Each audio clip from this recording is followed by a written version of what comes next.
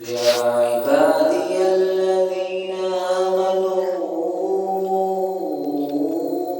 إن أرضي واسعة فإياي فاعبدون كل نفس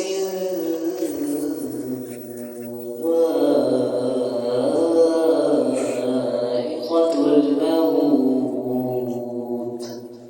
ثم إلينا ترجعون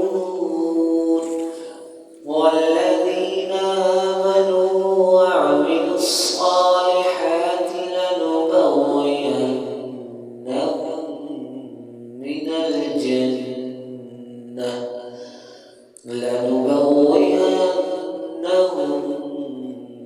الجنة غرفا